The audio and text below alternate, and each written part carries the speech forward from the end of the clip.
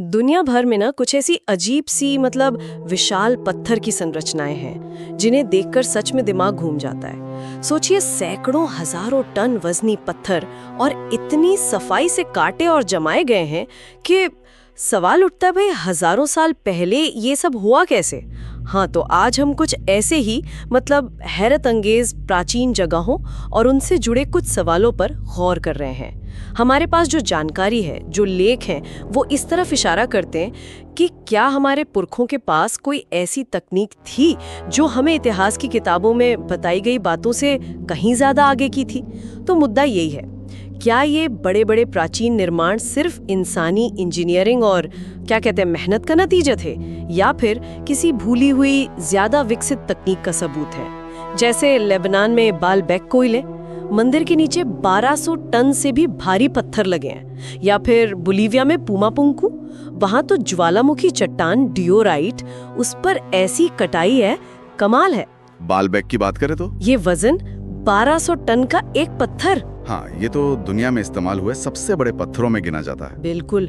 तो सवाल ये है कि बिना आज की क्रेनों या भारी मशीनों के इन्हें खदान से निकाला कैसे, ढोया कैसे होगा, और फिर इतनी सटीकता से अपनी जगह पर फिट कैसे किया। हाँ, देखिए, ज्यादातर पुरातत्वविद तो यही मानते हैं कि ये उस जमाने की जबरदस्त इंजीनियरिंग थी। मतलब प्लानिंग, संगठन और बहुत सारे लोगों की हाड़-तोड़ मेहनत। शायद उन्होंने रैंप बनाए होंगे, रोलर्स का इस्तेमाल किया होगा। लेकिन ये भी सच है कि इतने बड़े पत्थर को हिलाना और सही जगह पर रखना वो आज की बेस्ट टेक्नोलॉजी के लिए भी एक बहुत बड़ी चुनौती है। सही बात है, आज भी। हाँ, इस स्केल पर काम करना अविश्वसनीय लगता है। और जब हम सोचते हैं कि अच्छा बालबेक शायद सीमा है, तभी पुमापुंकु सामने आ जाता है, बोलीविया में इतनी ऊंचाई पर। ये जगह तो पहेली जैसी है। वहाँ डियोराइट पत्थर के बड़े बड़े ब्लॉक हैं। ये पत्थर ग्रेनाइट से भी सख्त होता है ना? जी हाँ, बहुत सख्त, लगभग स्टील जितना कठोर मान लीजिए। तो इन पर जो कटाई है वो तो हैरान कर देती है। एकदम सीधी लकीरें, बिल्कुल 90 डिग्री के कोण, और सतहें इतनी चिकनी जैसे किसी ने पॉलिश कर दी हो। बिल्कुल, और यही बात सोचने पर मजबूर करती है। देखिए, डियोराइट जैसी चट्टान को इतनी बारीकी से काटना हो, तराशना हो, तो आज भी हमें डायमंड टिप्ड टूल या लेजर जैसे बहुत शक्तिशाली औजार चाहिए। पर पुमापुंकु का समय क्या माना जाता है? कम से कम 1000 साल पुराना। हाँ, शायद उससे भी ज्यादा। तो उस जमाने के जो ज्ञात औजार थे, कांसे के या पत्थर के, उनसे ऐसी कटाई कैसा मुमकिन थी? ये बड़ा सवाल है। यहीं पर फिर वो वैकल्पिक सिद्धांत आते हैं जिनका जिक्र कुछ स्रोतों में है। कुछ शोधकर्ता ऐसा सोचते हैं, जैसा लेखों में दिया गया है, कि शायद किसी तरह की ध्वनि तकनीक, जिसे सोनिक लेविटेशन कहते हैं, शायद उसका इस्तेमाल हुआ हो पत्थर उठाने या काटने में। सोनिक लेविटेशन मतलब आवाज से? हाँ, ये विचार कुछ पुरानी कहानियों और कुछ जगहों के कथित ध्वनि गुणों पर आधारित है। हालांकि इसके कोई ठोस वैज्ञानिक प्रमाण तो नहीं है। कुछ स्रोत प्राचीन ग्रंथों की तरफ भी इशारा करते हैं, जैसे मिस्र की कहानियों में बेनबेन पत्थर का जिक्र मिलता है। अच्छा। या फिर प्राचीन भारतीय ग्रंथों में विमानों का वर्णन है, उड़ने वाली मशीनें, और शायद किसी तरह के ऊर्जा उपकरणों का भी। अब ये सिर्फ पौराणिक कथाएं हैं या इनमें किसी भूली बिसरी तकनीक की कोई झलक है? स्रोत ये सवाल उठाते हैं। और ये कमाल की बात है कि ऐसी जो उन्नत लगने वाली तकनीक के निशान हैं, वो सिर्फ बालबेक या पुमापुंकु में ही नहीं है। ये पैटर्न तो पूरे दुनिया में दिखता है। जैसे पेरू में, वहाँ विशाल पत्थरों की दीवारें हैं जिन्हें साइक्लोपियन कहते हैं।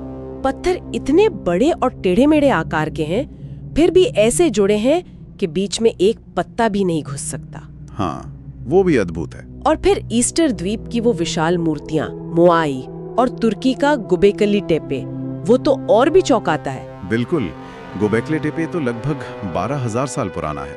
हाँ, मतलब पिरामिडों से भी हजारों साल पहले का। उस वक्त तो माना जाता था कि इंसान बस शिकारी संग्राहक ही थे, और वहाँ इतने बड़े तराशे हुए पत्थर के खंबे हैं जिन पर नक्काशी भी है। सही कहा। ये जो वैश्विक पैटर्न है ना, ये वाकई एक बड़ा रहस्य है। ये सारी संस्कृतियां हजारों किलोमीटर दूर थीं, हजारों साल का फासला था इनके बीच। तो फिर उनकी बनाने की तकनीकों में ये समानता ही कैसे आ गई? क्या उन्होंने अपने आप एक जैसी तकनीकें बना ली, या उनके बीच कोई ऐसा संपर्क था जिसके बारे में हमें पता नहीं? या जैसा कुछ स्रोत अंदाजा लगाते हैं, क्या कोई खोया हुआ वैश्विक ज्ञान था जो बाद में कहीं गुम हो गया? ये सारे सवाल हैं जिनके जवाब अभी नहीं है। हालांकि ये समझना भी जरूरी है कि जो मुख्य धारा का विज्ञान है वो इन वैकल्पिक विचारों को अक्सर स्यूडो आर्कियोलॉजी मानता है। स्यूडो आर्कियोलॉजी मतलब? वैज्ञानिक समुदाय तो ठोस सबूतों पर टिके रहना चाहता है, जैसे कि उन्नत इंजीनियरिंग थी, सामाजिक संगठन मजबूत था वगैरह। पर साथ ही ये भी मानना पड़ेगा कि इन प्राचीन अजूबों से जुड़े सारे सवालों के जवाब वो अभी हमारे पास नहीं है। बालेबेक के पत्थरों का वजन हो, पूमा पुंकू की कटाई की बारीकी हो, गोबेकली टेपे की प्राचीनता, ये सब चीजें हमें विनम्र बनाती हैं। हमें याद दिलाती हैं कि हम अपने अतीत के बारे में शायद अभी बहुत कम जानते हैं। तो कुल मिलाकर ये प्राचीन महापाषाण संरचनाएं ये आज भी हमें हैरत और सवालों से भर देती हैं। क्या ये सब सिर्फ हमारे पूर्वजों की अविश्वसनीय इंजीनियरिंग क्षमता थी, उनकी दूरदृष्टि, उनका संगठन, या फिर कहानी में कुछ और भी है, कुछ ऐसा जिसे हम अभी तक समझ नहीं पाए हैं, कोई भूला हुआ अध्याय शायद? और यही बात हमें सोचने के लिए एक आखिरी बिंदु पर लाती है। इतिहास की इन परतों के नीचे, समय की धूल में और कौन-कौन से रहस्य, कौन सी कहानियां दबी हो सकती हैं जिनका हमें आज कोई अंदाजा तक नहीं है। क्या पता हम शायद अपने अतीत की कहानी का सिर्फ पहला पन्ना ही पढ़ पाए हों अब तक।